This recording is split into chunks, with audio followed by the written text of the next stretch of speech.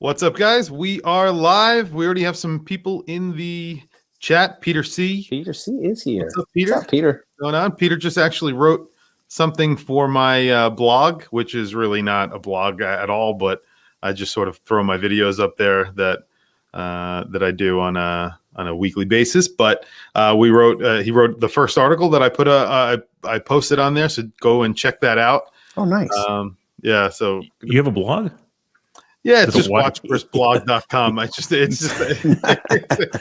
It's just where I literally just post all the videos that I do. I post to them and like the card that I create, and then I'm going to start doing more with that. But I don't know. It's just too much. I don't know. Let's say hello to everybody.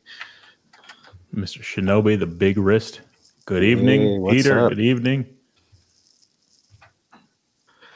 All right. So, as you guys know, Rock the Watch, Matt Stingray. Hopefully, all of you guys, whoever is in the chat so far, you guys should be already subscribed to him. If not, go over there, subscribe. Rock the Watch. Also follow Rock the Watch on Instagram. Rock_the_watch. Yes, sir. And then we have someone new tonight. Steve Papa, what's going on, guys? On YouTube. What's your Instagram? The Instagram is Steve Papa Official. It's a terrible name. It's just a placeholder, but I don't go on Instagram all that much. I'm not good at the whole picture taking thing. All right, no problem. But it's a good place to I guess get information about you or some of the watches that maybe that you own or possibly. Definitely go over and subscribe to Steve's channel if you have not. Really good channel. Lots of good watches. He also got a PRX, which is a pretty awesome watch. Very cool. And a bunch of other really cool watches. So we're gonna just jump right into it. We have really just some loose topics tonight that we're going to talk about.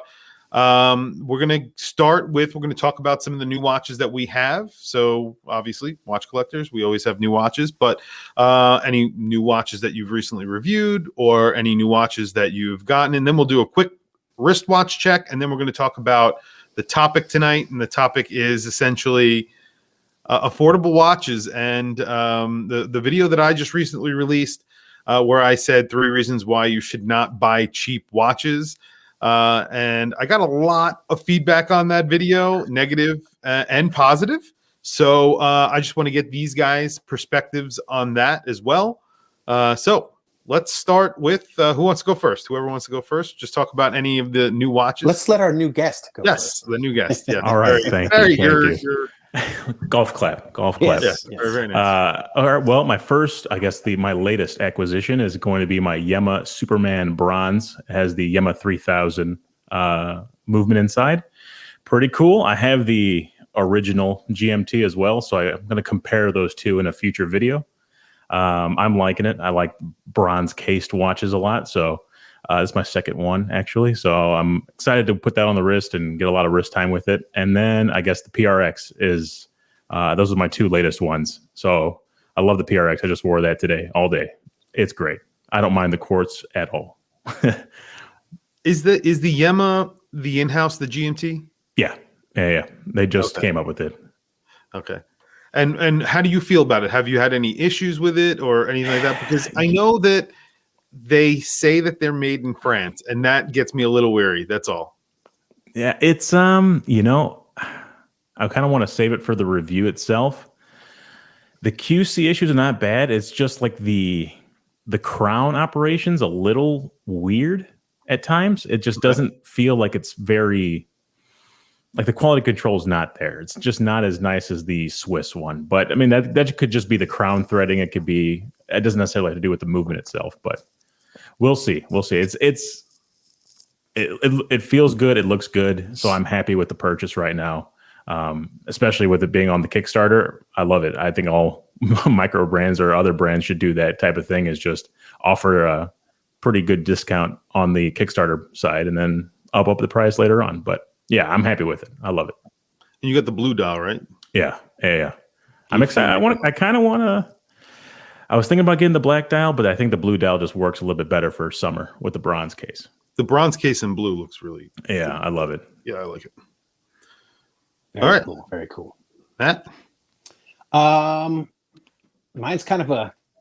Well, you're gonna do a wrist check soon, anyway.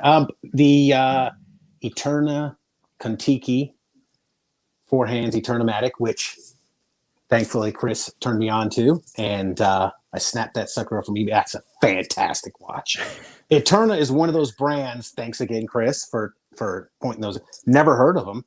And Chris, like, dude, you got to check these guys out. Like, they're old school Swiss brand. They fly under the radar. You can pick them up really cheap compared to what their MSRP is, and they're great watches. And I'm loving it. It's a fantastic watch.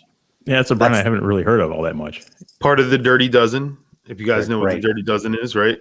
Mm-hmm. So the Dirty Dozen of during World War II, they were one of the Dirty Dozen. I mean, that's Omega, IWC. I mean, we're talking about some pretty amazing watches that were there and part of history. And the Kontiki, the Thor Heyerdahl, that was a whole story. There was a book. It's just a heritage brand. There's a lot of history there, and I know we're going to get into that later. But they also do charge a lot of money for their watches. So the watch that you're talking about, I think, retails for around $3,000, $4,000, somewhere around there. It's a lot. It's not cheap, but you can get them for, I don't know. What did you pay? I don't know if you want to reveal that. $700. $700. So because it was used. Now new in the box, you could pick them up for about 22. Yes, not bad. So between 19 and 22, it was in that range. And apparently somebody bought one and wasn't feeling it, wanted $700, and I said, okay, here you go. So how's the condition of it? Good? Oh, it's amazing. I don't think they hardly a few scratches on the glass, but how's the bracelet on it? Awesome. It's an awesome bracelet. It is for awesome. that price. It is tell you. Smooth. There is absolutely no side to side play, and it's smooth, man. It's great watch. It really is. It's a beautiful watch. I love Eterna. I have 3. And they make in-house movements too. I paid, I have the integrated bracelet version on DLC. It has an in-house movement. It's a GMT. I paid $600 for that watch. $600. And I think they originally retailed for like 7,000, something crazy. I paid 600. Yeah. Talk about a steal. Yeah, that's good. But it was used. But no one. It's not a name that you recognize immediately with who they are. I mean, they've been around for a very long time in continuous operation. So it's not like they went away and came back. They've always been around, and they've been making very, very good watches for a very long time. It's a sleeper. That's what it is. That's what it is, man. Definitely. Yeah. I love it. So I have a little trick here I'm going to do. So show you some of the new watches that came into my channel. Wow! Look at that! Look at that camera angle. Huh? We're getting technical here. Yeah, I like Formex Essence 39. That just came in. I really love this watch. Actually, fits perfectly. It has that little cushion thing, not cushion, but the little action that you could just push up, and the case you can't really see it that well. Is that green? It springs. No, it's green lighting in here. This is blue. Oh, okay. Yeah, it's the lighting. Actually, it's just reflecting off of the screens. Bracelet's gorgeous on here. It has a micro adjust, like an on the fly type deal, which is really great. Oh, nice. That's built into the actual buckle. Not too bad for the price. I mean, and it has a really good looking Salida based, I believe, movement. But I'll be doing a full review on that. And then the Boulder. This is the Meteorite, the darkened Meteorite. Beautiful bezel on here. It's like a sapphire, and then but it's big watch. It's like 45.5 millimeters, something like that. So it's pretty damn big. And then this was something that we were talking about prior to the live stream. This is on a watch that I just have it as a display here. So I'm testing these out. These are locks for your watch. So a company reached out, and they were like, we make locks for our watches, and I was like, what do you use them for? And they're like, there's many, purposes for them. And they went through a couple of them. I came up with a purpose on my own just because of the way, I wear watches and stuff, but I'm testing them out. It's kind of weird. I don't know if they actually work or not. So far, I don't find it uncomfortable, and I think that was the biggest thing. But yeah, those are the three three things that just recently came in. So I figured I'd show you guys. I'm actually excited to hear what you have to say about those locks. I'm really interested in it.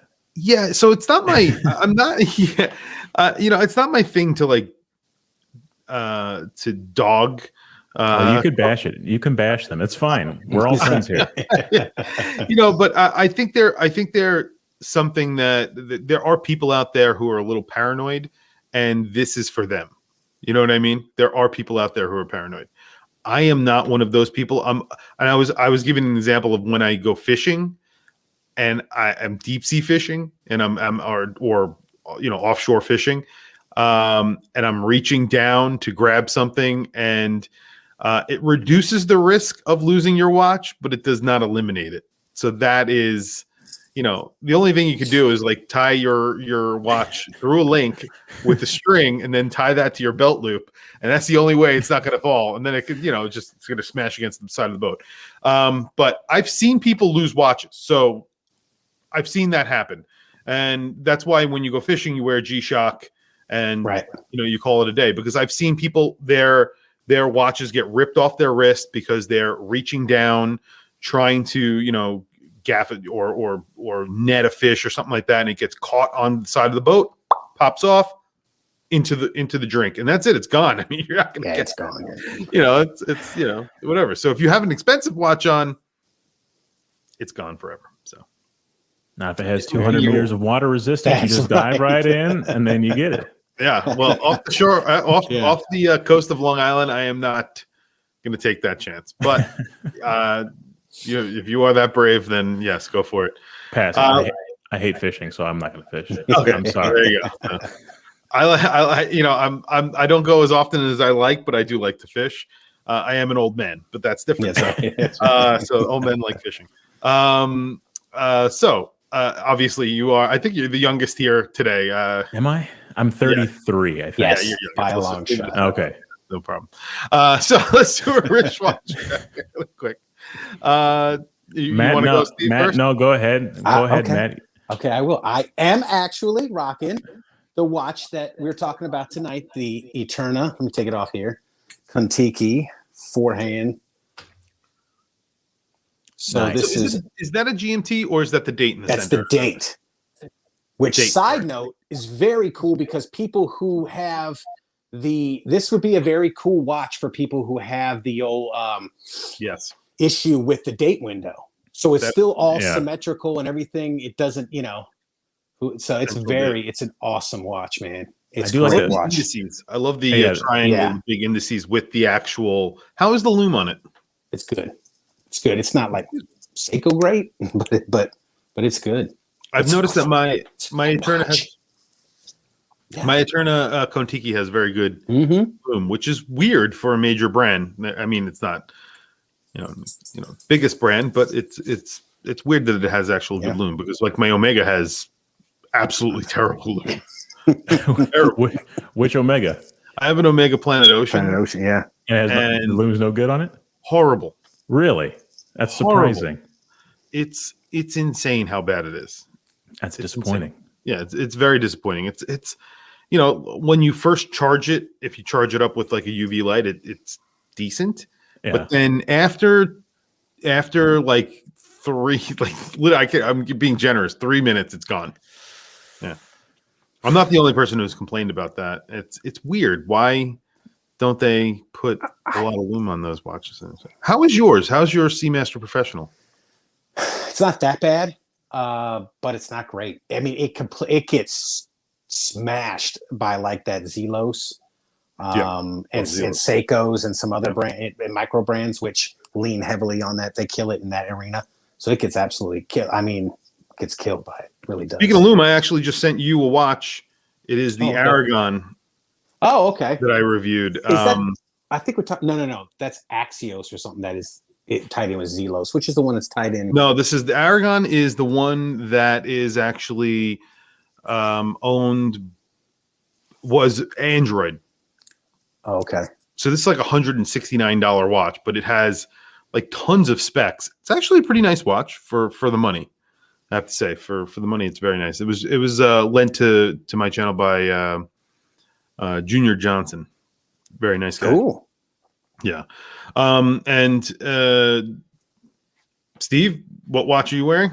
Well, since this is my first time I've come on your show, I decided to wear the first watch that I ever bought myself, like a serious watch. So it is my Citizen Skyhawk. Very nice. This is the radio control one. I love it. I bought this watch in like 2011 or so, something like that. Okay. I love this thing. I've taken it everywhere around the world. This thing is so nice. I'm going to do a review on it. I just got the crystal replaced. Kind of blurry, but yeah, I just got the crystal replaced on it because it was all scratched up, and it's just mineral glass. So I sent it into Citizen and got it back now. So I love this thing. How much did that cost you? Back then, I think the glass replacement. Oh, the glass replacement. Yeah. I think the glass replacement, it was probably more than the watch. No, it was like a $75 total with shipping and everything, like shipping it out there and the labor and all that stuff. That's not bad. I spent $350 on the watch when back in the day when I was working flipping tires, pretty much. And yeah, so I love this thing. It's one of my favorite watches of all time. Nice. But awesome. It's quartz, so it's going to get some hate. Don't worry about it. I'm not worried about it. I like quartz watches, man. That's PRX. That's why I think when you got yours, I was like, I had ordered mine. I hadn't gotten it yet. It's just a cool watch. Automatic's coming. I will get the automatic, and then I will. Coming. Yeah, I will flip the quartz. I'll be honest. I really wanted to get it, but I got that Frederic Constant High Life, which looks exactly like that. All of them look like that, obviously. Yeah. Like the Gerald Genta design, yeah. But so I can't really. I'm like, man, I can't justify it. I just can't. The thing with the PRX is there's two things about that watch. Mm-hmm. One, if they come out with the automatic, it's going to pretty much destroy. It's going to destroy all of these micro brands that are coming out with integrated bracelet watches, because I just did a Batavi review, mm-hmm. and it looks if you saw the review, I thought it was nice. I thought it was okay. They didn't finish the bracelet very well. It needed bevel edges. It didn't have any polished edges whatsoever. The bracelet stuck a little bit, and then people were in the comments were like, "Oh, this is an automatic version of the PRX." And I was like, "You don't have a PRX then, because you don't know." The PRX has a beautiful bracelet on it. And that's probably 100% of why you should buy the PRX, even if you want even the quartz one, because it's thin, and that bracelet alone, it feels like a higher end watch. It feels like, and it's something that micro brands can't do right now and I said that in the review. Micro brands can't get that bracelet to that point. They cannot get that bracelet right now. They will in the future. I know they will, but right now they cannot. Well, not that price point either. Isn't the aren't they saying the automatic PRX is going to be like $750, $800? Yeah. And by the way, the PRX, I paid $300 on Amazon. There you go. Yeah. That's not bad. Yeah. 300, 315, something like that. I don't remember. So, and if the automatic comes out, all the automatics that they do usually are around $700, $750. Then you will be able to get that watch around $500. Mm-hmm. That Batavi that I recently was $420. You're getting You're going to get a Powermatic 80, because if they don't put a Powermatic 80 in it, then people are going to go nuts. Mm-hmm. And you're getting that, and you're getting a bracelet that's insane. The finishing is really top notch. It's like it's really great. It's going to be on par with something like your Frederic Constant, mm-hmm. bracelet wise. When I reviewed that PRX, that was the number one thing I absolutely loved, was that bracelet and just the quality of it, the subtle polishing of the edges. Like that really just makes everything look so flashy, and it reflects the light so nice, and it just makes it feel very premium, which is overall. Yeah. So I don't know what other companies are going to do, because they could only put, and that's the part that they're trying to do, I guess, is that they can only put an ETA 2824, whereas ETA and within the group they could put that Powermatic 80. So they've now, so Yeah. pretty good. Well, I'm excited to see it. I want to see what it looks like in the flesh. Yeah, definitely. I hope that they announce that pretty soon because I really want to get one. Very quickly, today I am wearing Maramusi. And I wore this for a reason. And I was going to wear a different watch, but I wore this. There you go. Oh, nice. Because we were going to talk about the topic and the back of the watch, as you can see. We're going to talk about watch. We're going to talk about how thick is that watch? It's a thick watch, but I'll show you taking it off So there you go. Oh, nice. That looks really good. Is it blurry? There we go. But it is thick. It's Yeah. like 14 millimeters thick, grade 5 titanium. Anyway, and it's a company that I actually kind of work with, so I kind of represent them. But what we're going to talk about, what the topic is here today, is the video that I just recently came out with, where I spoke about 3 reasons why, and 1 reason why you should, 3 reasons why you shouldn't buy affordable watches or buy cheap watches. And I got a lot of feedback from people in the comments saying that I didn't know what I was talking about, that you can get, and I gave 3 reasons. Those 3 reasons were resale value. So I was saying that the resale value on many micro brands aren't as good as brands like Omega, and I use the word Rolex a lot, but obviously Rolex, forget about Rolex because it's in a different ballpark now. But any sort of major Swiss brand, and then I said also the quality. There is a huge quality difference, and that quality difference is really evident when you go from wearing a micro brand to immediately wearing a high end brand. And you definitely can tell that difference. And then the last was heritage. But like I said, a lot of people didn't agree with me, and a lot of people did. But a majority of the arguments from people who did not agree with me, they were saying that many micro brands do hold their value, and they don't care about heritage, and that the difference in quality isn't that apparent. So, off the bat, I just want to get your guys' opinions of where you stand on that. And then the last part of the video, I think the part of the video that no one listened to was when I said there is one thing. There's one big reason why you should collect affordable watches is because they're awesome. They're fun to collect. And I don't want to use the word popcorn, but it's and I just did. But you can go and you could spend 150, 300, 400, and it's not going to break your bank. You don't have to go to the bank. You don't have to talk to your wife about it. Right. Some people will, but I'm just saying, your kids don't need to not wear shoes anymore or something like that. It's something that you could just buy, and really enjoy it. Even if you're buying 1 or if you're buying 10, maybe you could buy it. You could really enjoy it. You could buy 10 over time rather than having to spend $5,000 at once for one nice watch. And I use the word nice watch, one expensive watch. So it's a fun thing that you can do. And it's sort of like a quick fix.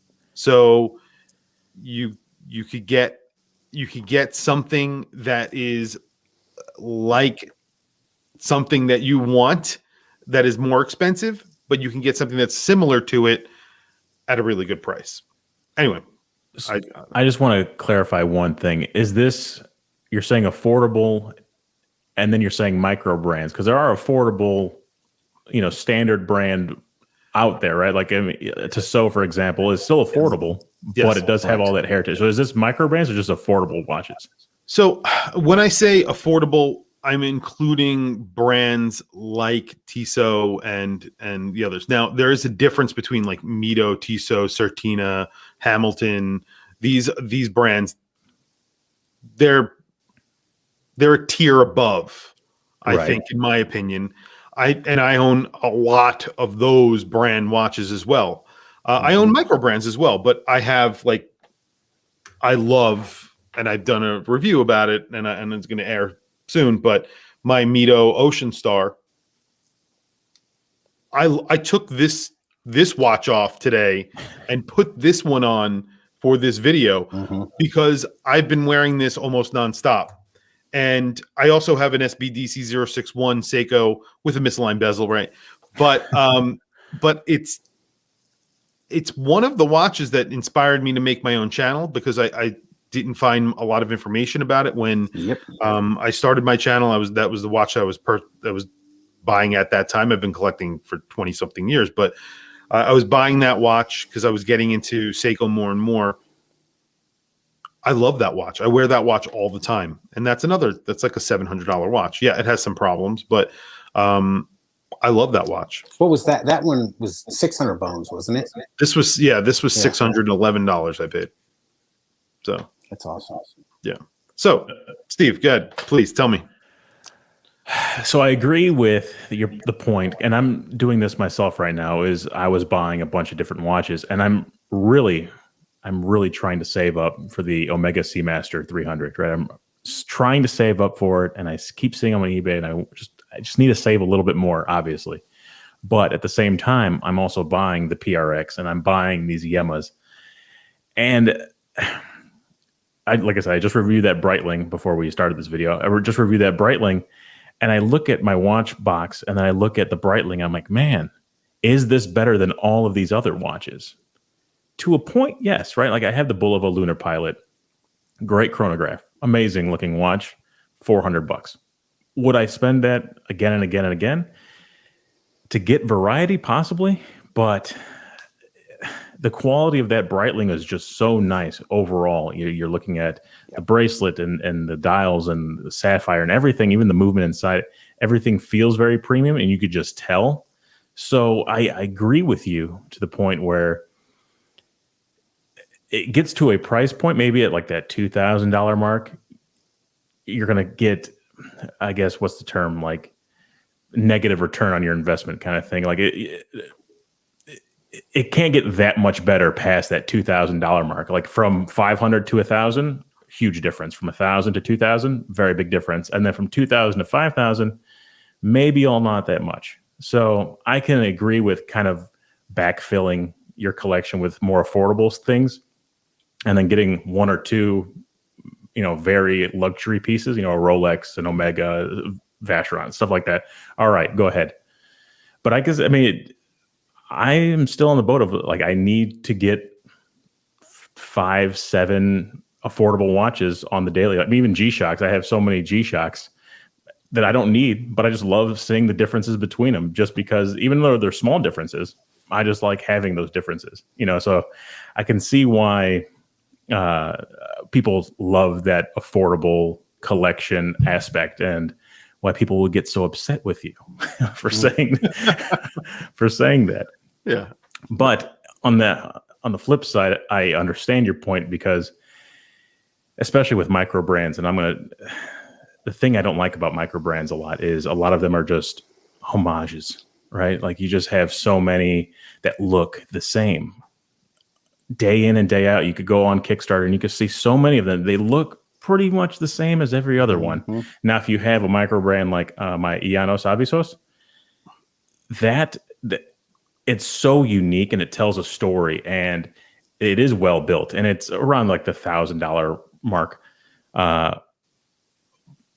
But with that, like it's trying to tell a story. It has some meaning behind it. It is going to be a very unique watch. Even those Boulder watches, very unique looking. You're never going to not know it's a Boulder. Every Boulder pretty much has its own design aspects. So you're going to know that it is what it is, but still affordable. But I don't know. It looks good as well. Like that, the Boulder kind of seems like it fits both of those categories where it's affordable yet still very good looking, and I can see why people would want them as well. But yeah, that's my thing. I'm on the fence as well. I don't know. Definitely, I think there's exceptions to every rule, and I always say that. Like, I'm not, what I have said in that video is not. I mean, I collect. I don't listen to my own advice. I'm just saying, I was playing devil's advocate, and I gave a bunch of reasons why, and those are the reasons why. Because a lot of times I find myself looking at purchases that I've recently made. Like recently, I bought 3 Bulivas. 3 Bulivas. And I don't know why. Like I'm sitting here and I'm like, what am I doing with these 3 Bulivas now? Why do I have 3 Bulivas? I can't wear. I'm going to wear 3 Bulivas. What am I going to do? You got your Jonesing for it. You're just like, I need another one. So I'm on, and I find myself searching for them on eBay. I want to buy a 4th. I shouldn't be doing it. I should not be doing it. If I didn't buy the 3, maybe I could buy the other. There's a watch that I've wanted for a very long time. It's a Lynn Verdelin. I won't spend the money on it because of X, Y, and Z. I can't get my head around the one that I want, and it has a 2892 in it. It's an ETA movement, but they want like so much money for it. I can't get my head around it. I cannot get my head around it. But I really, really want it. I love the design of it. I know it's an ugly watch, but it's what I like. I could probably buy that watch, but I can't because I bought 3 Bulivas. So now what? Anyway, sorry, Matt. Well, no. I'll speak to that right there. I'll start off right there. There lies the conundrum, doesn't it? It's, do I wait? Because for me, I have personally found out. Now, let me back up a little bit. I think having YouTube channels like we do can kind of put you in a different way because you need content. You want to experience a broad range of watches. You got companies sending you watches. So you're testing out a bunch of tiers from super high end stuff like your, offshores and overseas fashion, all that kind of stuff, all the way down to $50 watches, $100 watches. So it's good to experience all that kind of stuff. And I think but then you say you still want that watch, even though you bought those 3 Bulivas, you just set yourself back. But you need that fix. So you're a true watch addict. So that's how, if you're a true watch addict, you're like, I just got to have her. My wife said to me today, she goes, it's been about 2-3 weeks since we bought you a watch. I was like, no, what are you doing here? You're supposed to, what are you doing here for me? I need a watch. I'm going to go on and look for a watch for you. I said, sweet. But, but do I need it? No. And then it just, if you truly want that, it just sets you back. And like you said, because I looked at Buliva. It's funny you mentioned that. I looked at that Buliva curve, how it's curved case, curved movement. Oh, that's cool. That's pretty cool. But then I sit here and now I'm telling myself, now I'm in the stage of my collecting where I'm like, will I wear it? So do I really need this? I'm looking at it. I'm like, it's very cool, but will I wear it? Probably not. So it'll just sit in the box. Like I have a bunch of watches that are sitting in the box now that I haven't worn, even though I try to cycle through a lot of them. I still can't make it through all of them. It's so I see the value. Getting on the micro brands, I see the value. I personally 100% agree with what your video said. I absolutely see the value in micro brands. And I think you get more for your money in micro brands. They have to do that because it takes real time to build heritage. And heritage is a real thing. They could sit there and say, oh, it's not. Let me tell you something. These companies like Rolex, all these huge Swiss companies, AP, Vacheron, all of them. Well, you got 150 years of knowledge in building watches that you don't get that overnight. You have to build it. So these micro brands cannot build heritage. So they have to do other ways. So they look at where the big boys are slipping, like their loom, like their price. Like, they go down and they say like maybe they're styling on certain ones. A lot of these are priced. They've been priced so far out of people's, afford what they can afford, their price range, that they say, hey, we'll make an homage. Some companies will go the homage route. Some companies will say, we'll, offer this, and this. We'll give you, take example, Zelos. They'll make it completely out of titanium, right? They'll put killer loom. They'll give you a nice box, a watch roll, extra straps. They throw all that stuff in there to try to make up for it. But then on the flip side, and I don't want people to think they're not going to buy. People are not going to go buy whatever product it is and then have it be worth nothing. So I'm not saying buy watches as an investment, but having monetary value in your watch is a real thing. You don't want, it's like what people say when you buy a brand new car, you drive it off the lot, boom, you lose 30%, whatever the number is. I forget. You know, I don't care. I go buy a new car. It depends on the car. I usually buy new cars. And knowing that. So don't tell me it's, oh, yeah, I don't care about price. No, you do, because as Chris and I don't know if you've experienced it yet, Steve, you buy some of these smaller companies, micro brand watches, you pay $350. You can't even give the sucker away sometimes. It's real difficult to sell a watch. You can't. You can say maybe $100, maybe $150. You know, who's gonna? So it's difficult to do that. Whereas, like you said, with Rolex, you pay $13,000-$14,000 for a Rolex, hold on to it for a year. You might actually make money. You might, especially if they discontinue it. Don't let them discontinue it. By the way, side note: 4 days. Rolex is coming out with their new watches, and I can guarantee you one thing: you still won't be able to buy them in the store. So, and they'll be more expensive than they're worth. Yes. But side note for me personally, if they discontinue the Milgauss, I'll be rich. So, dude, Matt is hot right now. He's fuming. I'm telling you, listen, oh my God, it's crazy. Look what they did with the Hulk. The Hulks are still asking over $20,000 for those suckers. That's insane. That's a $9,000 watch retail. Yeah, I see. I'd rather have that. I'd rather have that Formex than that Hulk. I don't like the look of the Hulk. I don't know. There's another point you make. Depends on what you're going to do with the watch. Are you just going to use it till time? Then I can see where. I mean, I could see all sides of the argument. I like to, like Chris said, when people, and here's another problem with YouTube. Another side note: people don't watch the full videos. If you'd watch the full videos, he came back and he said he loves micro brands. He owns a lot of micro brands. You know, but people don't use it. If you're going to use it, it depends on what camp you're in. Or do you buy 10 $1,000 watches and have a 10 watch collection, or do you buy one $10,000 Rolex? Depends on where you're at. Personally, it depends on another thing that we didn't decide yet. One, what is affordable? What do you consider affordable, or a micro brand? And two, it depends. It's actually an individual thing on what your resources are. If you have limited resources, or you have almost unlimited resources. I mean, Jesus, some of these guys are buying $1 million watches out there. Some of these rich dudes on YouTube and stuff. So all that stuff you have to take into account. Yeah, but bottom line, I agree with you, Chris. So one of the comments that I got was a guy. One of the guys came out to me and he was just like, "You don't know what you're talking about. You can go and buy a turtle, a Seiko turtle, which he said retailed for $350, and you can get it for $275.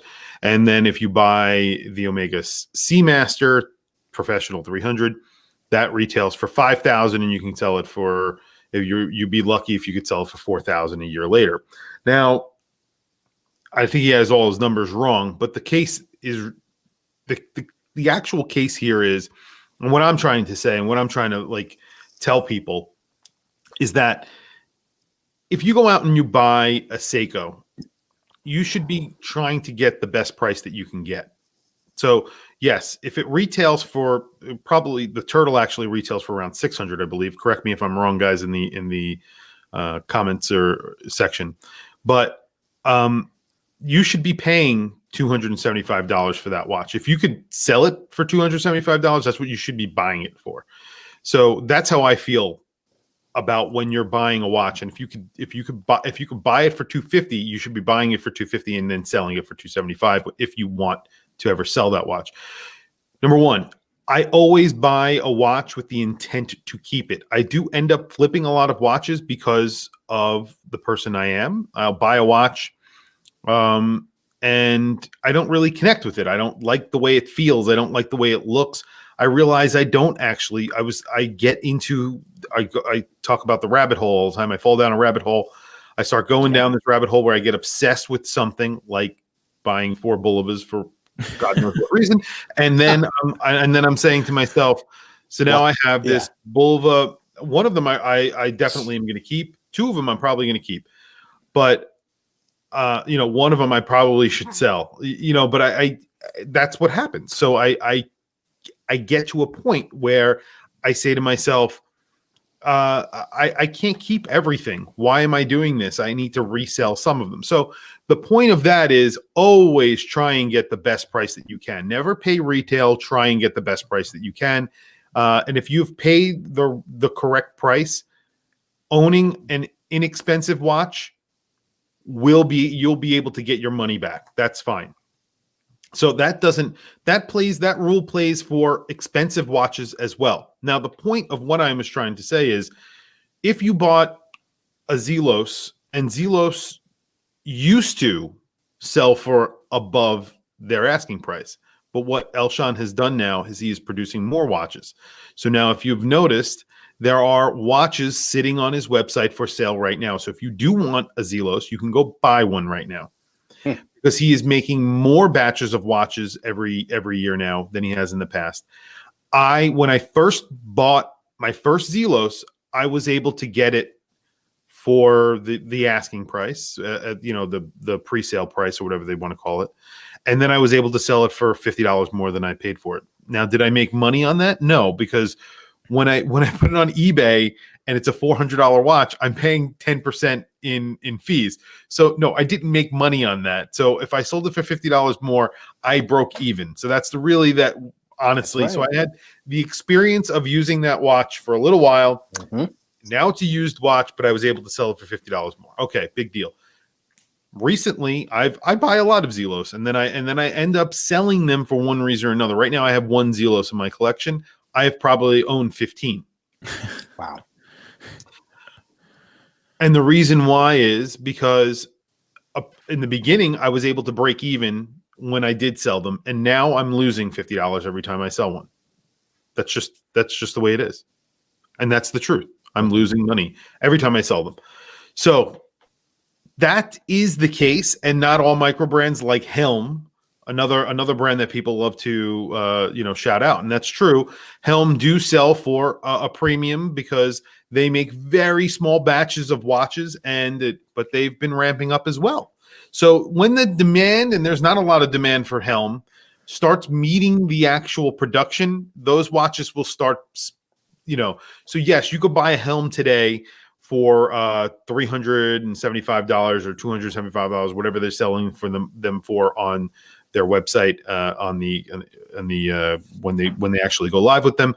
But eventually that watch, when you go to resell it, maybe you can make $100 on it. That's awesome, but that's not the long term is not going to happen. That $100 is not going to be there. Yeah, I mean, I get both points. Like even I have a Brew Retromatic, right? I love that watch. It's unique. It's affordable. There's nothing that I want that watch, right? Like I'm not going to get like an Invicta Pro Diver to scratch my Rolex itch or vice versa. Like if I want a Speedmaster, I want a Speedmaster. No matter how many Bulova Lunar Pilots I buy, it's not the same as a Speedmaster. So if you're going to buy that affordable watch just to maybe scratch the itch of the watch you actually want, then you're just wasting money because you just threw away, like you said, even if you could sell it, you just threw away $100 in difference, $200 in difference that could have gone towards that Speedmaster because you want it. You're eventually going to buy it. Mm-hmm. You just got to keep saving for it. And that's, I guess, the instant gratification behind the affordable watches is no matter how many you buy, you're still going to want more. You think that it's going to satisfy your needs, but it's not going to at the end of the day because that's not what you really want. Like there's some Bulovas out there like the Devil Diver. That one looks really cool. But like Matt said, like there's only so many watches you could wear at any one given time. And I don't see myself wearing it. I like the way it looks. I'll look at it in pictures, but there's no way I'm going to spend the money on that. I'm just going to have to save up because I can't wear it. There's nothing that I'm going to wear it for. I mean, I wore 4 watches today. 4. I changed my watch 4 times today. But I got 2 boxes, each of them at 12. My big boy box and my like affordable box, right? I couldn't even get, I wore 4 watches. A G-Shock, my Rolex Blue Z, my Eterna, and what was the other one? And my Breitling Avenger 43. So, we went out and started a fire. I was going to cut wood. I'm like, well, I'm not wearing my good watch. G-Shock it is, So how many, that's why I see a lot of these people that have been doing in this game for a long time. They start trimming down their collection. So I don't know. Yeah, I'm in the same boat. Go ahead, Chris. Oh no, I'm sorry. I was just saying I'm in the same boat where I'm trimming down my collection. I wear one G-Shock to work every single day, and then on the weekends all right, I'm gonna wear this watch today or this watch today. I don't really wear just like a new watch every single day. I just wear the same G-Shock pretty much every day. It's atomic controlled. It's solar powered. Mm-hmm. There's nothing to it. Like I'm gonna wear it every single day. So, but tell me this, Steve. Honestly, that Breitling, you talked about the Brew and your Breitling, right? You can feel the difference in that Breitling, can you? Oh, 100%. Yeah. There you go. And like Chris says, is it, I don't know how much the Brew was, $400? Yeah, it was like $450 or something. $3, somewhere around there. It was my uncle's watch, so I'm not sure. But yeah. But no, you could definitely $3,000, right? So you could definitely, you could tell the difference between the two. But is it the price? Is it 8 times a better watch? That's debatable, but it's definitely a better made watch. Yeah, 100%. Yeah. You could tell that the details are in there. Just looking at like the back of the clasp on the Breitling and seeing Breitling etched in, and the week and year it was actually produced, etched into the case. Like it's okay. I could see why they spent all this time and all this money doing it. And then all the R&D behind it, the design. People don't really, and like I said this before before we started going live, the watch is more than just a spec sheet, right? Yes. The design aspect of it and what it looks like, it also plays into the overall cost of the watch. If it looks good, like the Submariner, right? It looks so good that everyone else copies it. Why? Because of the design. It's well known. It's stayed the same design pretty much for 6 decades now. That also has to go into the price of what you're going to spend for the watch. You have to take that into account. It's not just sapphire glass, the movement, and blah blah blah. That's right. Everything goes into it, and like you said, it's the heritage behind making the watch and all that stuff. It all plays a role in the overall cost of it. So, with that being said, Chris, I think you're wrong, and I think you should take down that video. That's right. Thank you. So I don't know if you commented on that video. I have to go look, but I think I just chuckled to myself because I was just like, oh man. I thought the ProPlof was going to be on there, and again, no. That was my I think I did 10 ugly watches or something. Yeah. Oh man, I hated Definitely you. Not an ugly watch. I hated you for that one.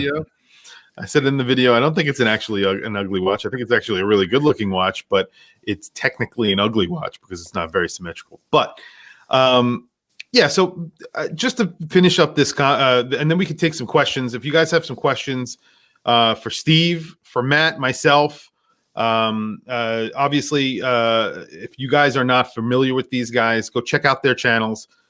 Please, if you've not checked out Matt's channel by now, go and check out his channel. And because we've been doing live streams for a very long time. We have a very good bromance going on. And Steve, new to the bromance, Yes. Hey, I'm here. Awesome channel, guys. Go check out his channel.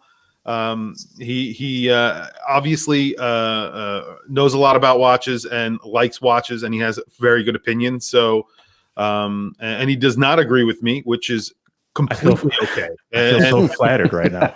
And I welcome that because listen, we all have opinions, and there's a saying. I'm not going to say that saying. We all have one, right? But the thing is that I've made a video where I said that there's reasons why you should buy a affordable. You should have affordable watches in your collection, and Matt has a really good watch on right now that gives you all of those things in a really good package. That's $700. Now you're not getting a new watch, so people if you could get over that.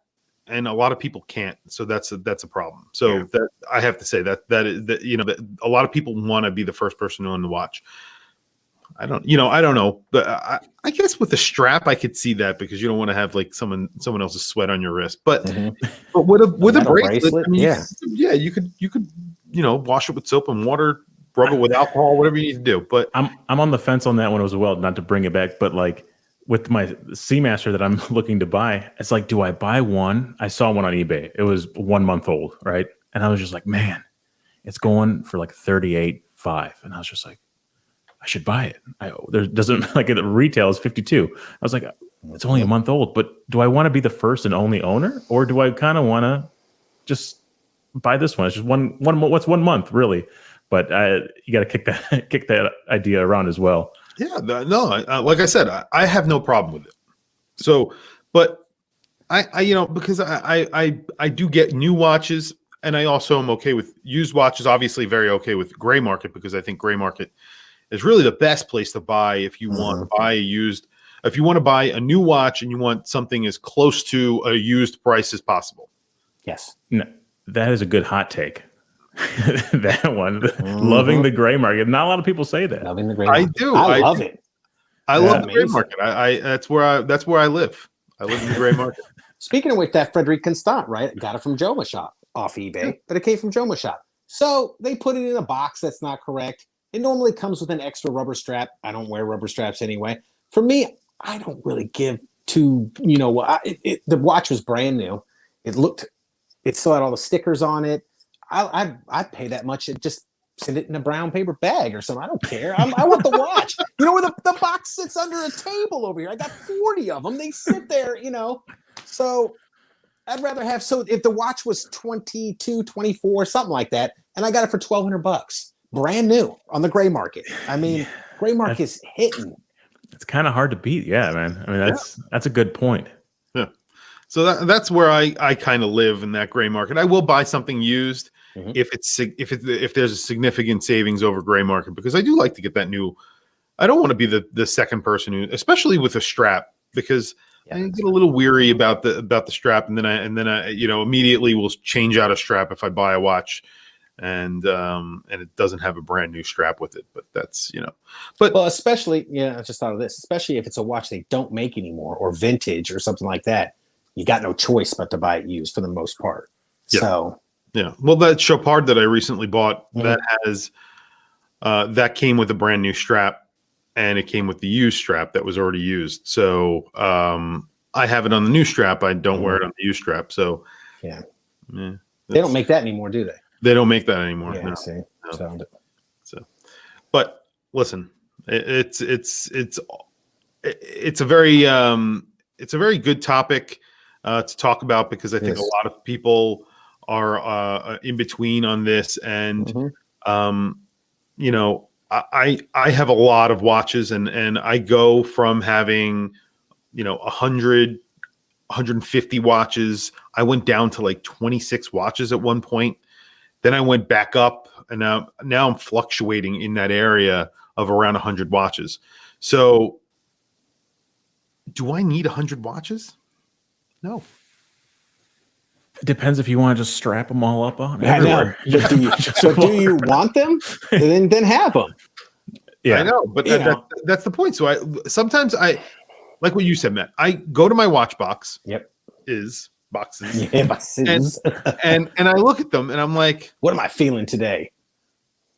Yeah. 90% of the time, I'm not gonna say 100% of the time, 90% of the time, I go for the box that has all of the really nice watches in it.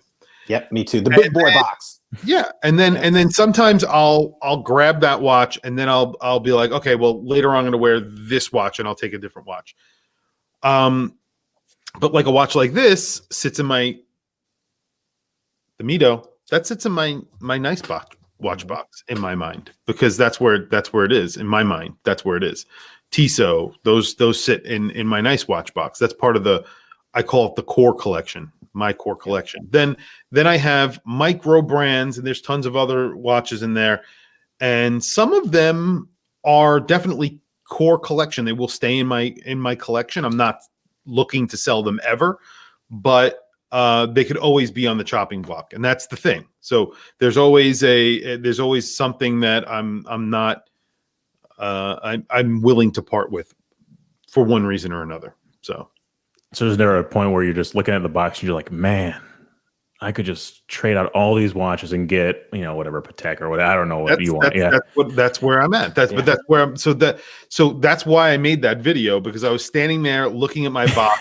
And you're just depressed in your boxers, just like, yeah, I do it too.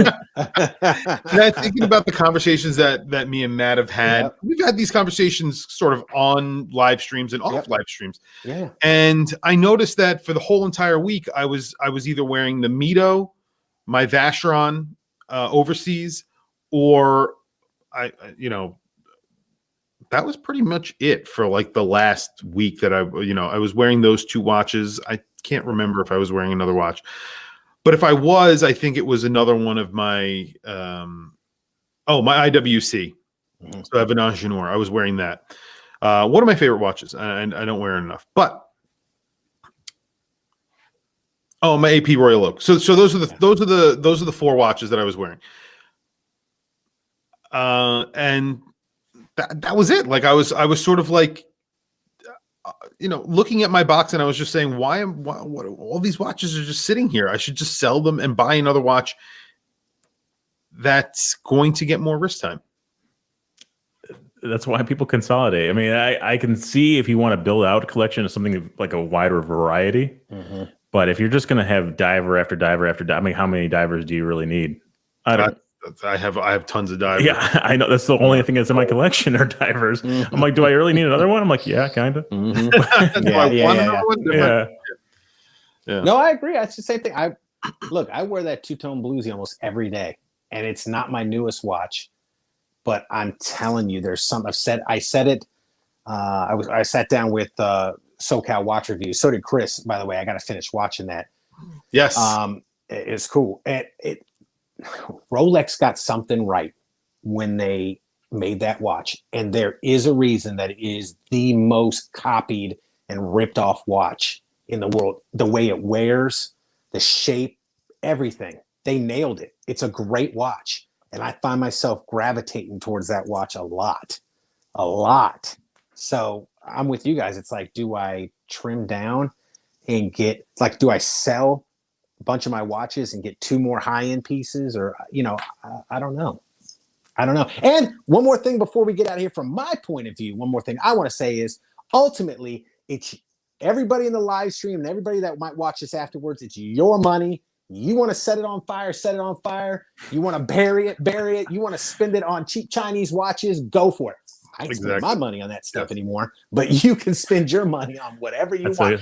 But that's one of the things, honestly. Tell me you guys didn't start a YouTube channel, maybe in a small part, to help people out or give them information, because knowledge is power. And sometimes you sit here and watch some of these videos and you're like, you spent $150 on that Pagani design. You could have bought this microbrand, insert microbrand here, or this Citizen, or and they're far better watches, because there are some people out there that really just don't know.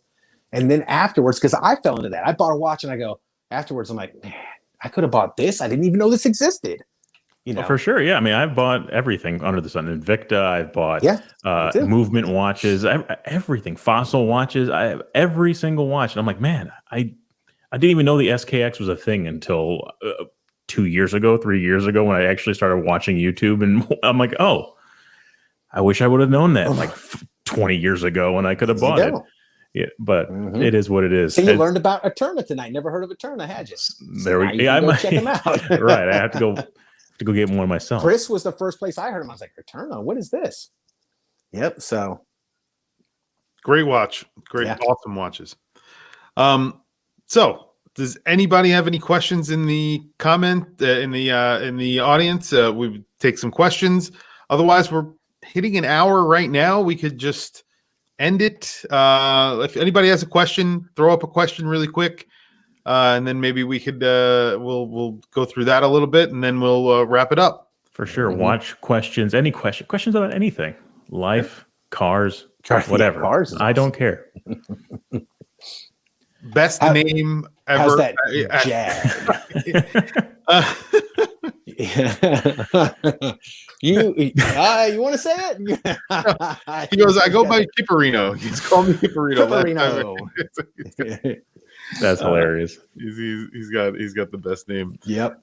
There's a few good names that you get to see from all of the comments and stuff like that. Really.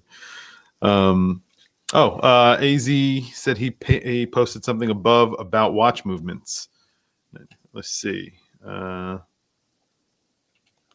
and find it. Steve M says, "How do you guys save when your wives keep giving you crap about so many watches? $100 a paycheck under the mattress." My wife, I'm actually lucky. My wife buys me watches. Nice. Yes.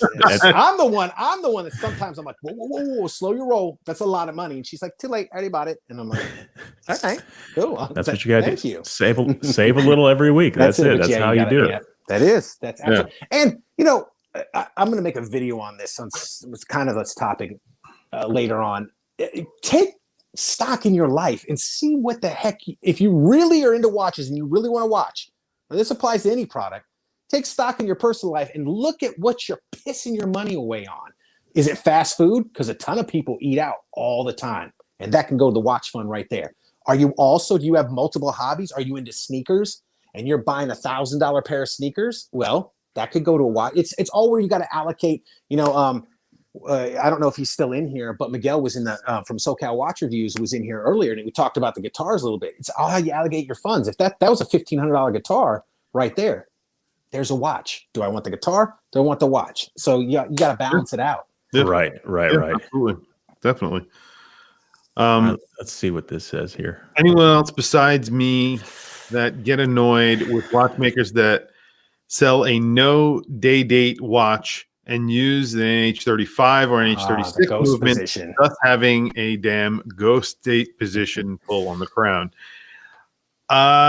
Yes, I do. And in fact, a lot of brands, one of them I really like is Borealis, and I've actually asked the owner of Borealis a few times. He uses the Miyota 9015 rather than the Miyota 9039, and it has a ghost state position. And he upgrades the movement, so it doesn't even have an NH. It has the better movement, in my opinion, the Miyota, but he leaves the ghost state. I don't get it. Like I don't know why he does that. I really don't. I don't know. It's just it seems very clunky and lazy when companies do that. It doesn't make much sense. I don't know. I don't know the cost of all these movements, but like, what's the extra additional cost to get a no date version? $5 a move? Like maybe not even that. That's the micro brand thing, though. Yeah, that's one thing that would irritate me beyond belief. Yeah, that NH35 because they have to remove the date wheel to get the extra date position out. Blah blah blah. It costs a little bit more money, and they decide not to do it because they forego it because they are not. A majority of people will not notice that it has a ghost date position, and they'll just be okay with it. But then there's people like us who are going to notice these things, and there's people in the audience, and they might. I mean, you'll try to save money anywhere, and they might buy. They're buying them in bulk. If you're buying, let's say 40,000 NH35s, I guess that's true. As opposed to the other movement where they will knock off $1 a movement. Well, you just save $40,000 right there. So maybe that's which, like Chris said, that goes into the micro brand stuff there. That's really what they got to do to be able to sell these watches at the price they're selling them at. They got to cut corners somewhere. And I think first place they cut corners is the bracelet. You'll usually see janky bracelets and then the movement. I mean, that's where I see a lot of stuff. I think again, I really like Zelos, but the finishing on the bracelets of Zelos have been bad up until literally their last watch release, which was the black tip. Was it good on the black tip? I can't remember now. So, I mean, because people, and I get that argument from a lot of people, that Zelos is really good. They have a really good resale value and everything. But the problem is I've actually noticed that, their bracelets, I've had a problem with their bracelet almost every single. There was one watch, and that was the black tip just doesn't have any issues. It's the Swordfish 40 that I reviewed on my channel. I bought that watch. It was an awesome watch, but that was the only one that I ever bought that had no issues. even the black tip, there was a little bit of a wonkiness with the adjustment of the actual micro adjust. It was a little bit tight, and they try to sort of it's a copy of the Christopher Ward mechanism that they have that slides in and out. Christopher Ward slides beautifully, works every single time. The the black tip is like, you gotta. I mean, you're not going to do it very often, so it's fine. But right. That's What we got here? Favorite micro brands. Traska. Zelos. I just had that one. That Traska. Yeah, I was talking about Zelos. The brushing on that thing's phenomenal. And then they add whatever that proprietary coating. I don't know if it's proprietary, but they add an anti-scratch coating, which kicks the hardness way up on that sucker.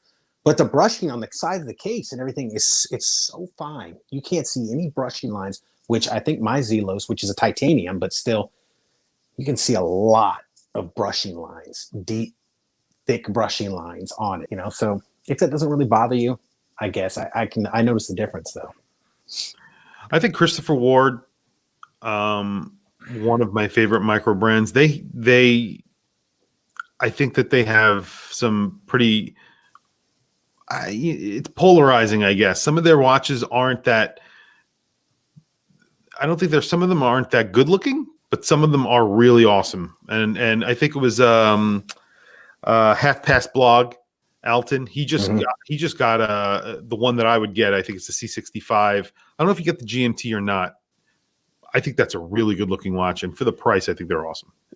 The only thing that irritates me is the Christopher Ward lettering on the side. It's just it irks me so much. But the thing is, they're taking. It doesn't bother me, but they're taking that advice and they are moving it. They're slowly moving it to the 12 o'clock position. I don't know. I just the logo is good. I love the Swiss and English flag logo. Like that's nice. Yeah. I don't like the lettering. The font is always off, but I like their moon phase. That I forget what it's called now. They have a moon phase one that looks moon glow. Yeah. That one's beautiful. I love that watch. Yeah. But just a Christopher Ward on the side. But then again, that one has its detractors too, and I tend to agree with this criticism. The bottom part is kind of transparent, so you can still see both moons at the same time. I like to think of that as like the reflection over water. I like to think of it like that. Yep. But I'm gonna be biased on this one. I'm gonna say my Greek brand Ianos as my favorite micro brand. I haven't had a lot of micro brands in hand, so it's kind of hard for me to say. But I do like the look of the Ianos I have. The brew I have is really cool. Anything that's unique, I would say go for it. It's just like the ones that are just homage ripoffs and blah blah blah. I steer clear of those. I don't even want to look at them. But yeah, I'm going to say that. Yeah, the three watches that micro brands homage the most: the Seamaster, Submariner, the Submariner, 100%, and the 50 Fathoms. That's it. So, I was gonna say like there are very original design sort of micro brands like Brew and a bunch of others, but you do pay more for that. Yeah. It's not easy for a micro brand to, and I think I have a video I'm gonna come out with tomorrow. It's not easy for a micro brand who have very limited funds to come up with an original case design, an original dial design. And again, that's kind of another reason why they sort of just look towards the big brands and say, okay, so Omega do this with their case, I'm going to do that too. They do this with their bezel, I'm going to do that too. They use this font, I'm going to try and use that font. I'm going to use this from here, this from there, and I'm going to put it all together into. That's it. A cheaper package that everyone can afford, and I mean, I get it, and I understand. I personally couldn't get it. You know what though? I gotta say, and Chris actually reviewed this watch. I sent it to him. There's another tiny category of Mark from Long Island Watch, which his is actually, if you technically look at his Islander ISLs, it's a absolute ripoff of the SKX, the one I have, right? But I don't look at it that way. because it's so good. Its specs and features are so much better than the original SKS. That's one of the reasons I bought it.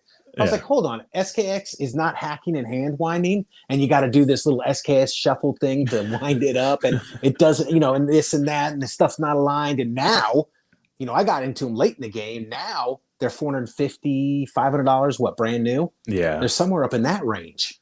Yeah, so I was like, bracelets are janky and all the problems that come along with them. Although lately, I will tell you the truth, I really do want one.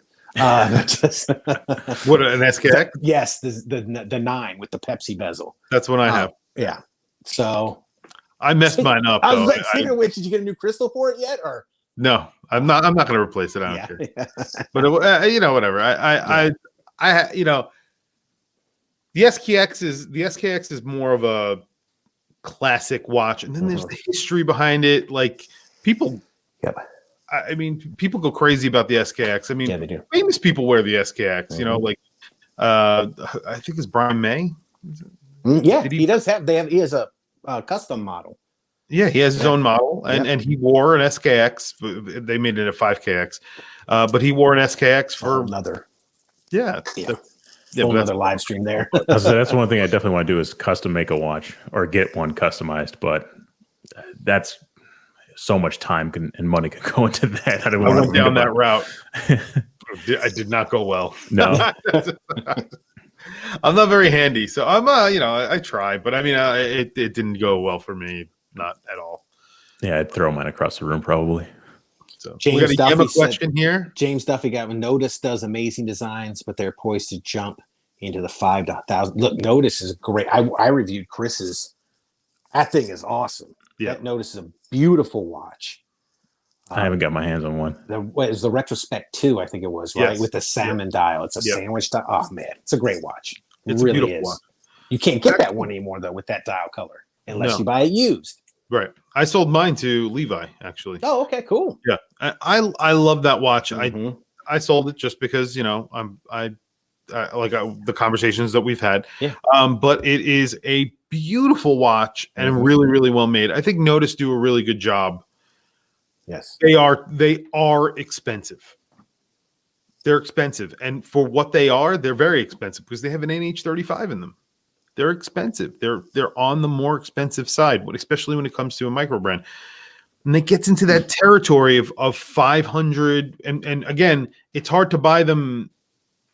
That's another problem with the micro brand thing. And I'll eventually maybe do a video about it. But you could buy a micro brand new. And if you want to buy one used, they don't make a lot of them. So they still sell at a discount, but it's hard to find them used in the exact colorway that you want or whatever. But you could go out and buy a Hamilton for $500. Tissot C-Star 1000 with the Powermatic 80. Should you be doing that? This is $600. Should you be going to buy? This is a $600 watch. So, and like if you're a savvy shopper, and if you have friends like Chris, $700 watch, and this is a Swiss made. You know what I'm saying? Yeah. Swiss made, beautiful bracelet on that. The bracelet's gorgeous on that. It is. It's really nice. It's a nice. It's not a $700 watch bracelet. It's a $2,000 watch bracelet, $3,000 watch bracelet. So that's it. So all right, last question here. Wonder if Yema would be a micro brand. I have one, FYI. Like, what is the threshold for a company to be considered micro?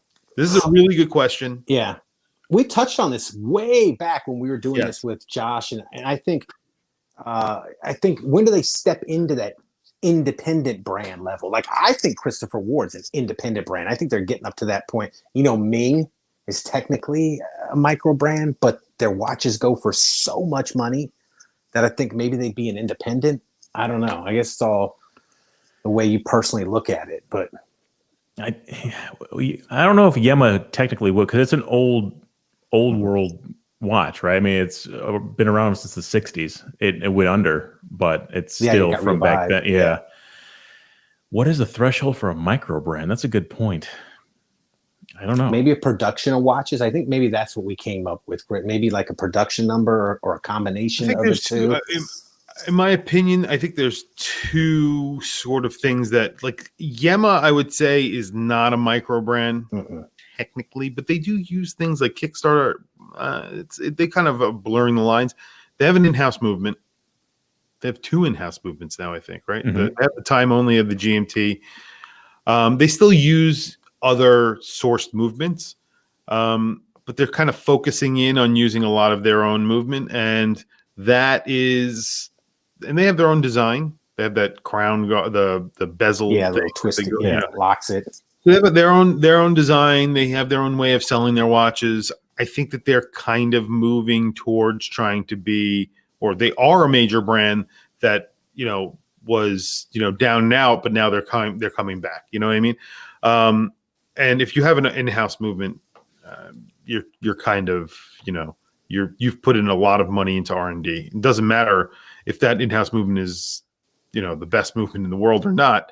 And that's yet to be seen because it's a pretty new movement, but they've put in a lot of money to do it. They had to spend, $500,000 to make their own movement, more than that, $1 million probably. So that's a lot. I mean, think about it. For a small micro brands don't do that. Micro brands spend $30,000 to get their batch made. Yep. Then they sell it for $45,000. And then they take that $15,000 and they pay for the next model. Yeah. So they take $5,000 from there to get the next model made. And then they put the $10,000 as a down, and then they go through the whole thing. Yes. And then they start making money as they make more. It's just the way that micro brands work. Like that's why they put more batches out every year. They start out where they're making one batch a year because they're still working at the bank, and then or the car wash or wherever the hell they're working, and then they'll eventually start putting out more and more and more batches because they'll making more money doing that, and then they'll start doing it full time. So then they become, they ramp up. That's what happened with Zelos. Now he does that full time. He was doing something else prior when he first started. So yeah, you could definitely graduate into a brand. You could drop that micro tag eventually, for sure. Yeah. So. Here's a question I always had real quick before we get off here. Are all these AliExpress watches, would you consider them micro brands like Pagani Design and Courge? I don't think they are either. I don't consider them micro brands. They're produced from the same factory, probably, just printed different dials. I don't think I would consider them as a micro brand. I wouldn't. I don't even review them. Yeah. Like I am going to get one on the channel. And there's a specific reason why I'm gonna give it away anyway, but no, for the same reason that Steve said. Like they're all coming out of the same factory, and they're all like. I like to see what they look like in person, like in the flesh. I'd like to see it. My buddy sent me over a Grand Seiko, but it's from Wish. So, oh my God. So it's absolutely terrible. You're about to get a lesson there, my friend. So you got to get an education there.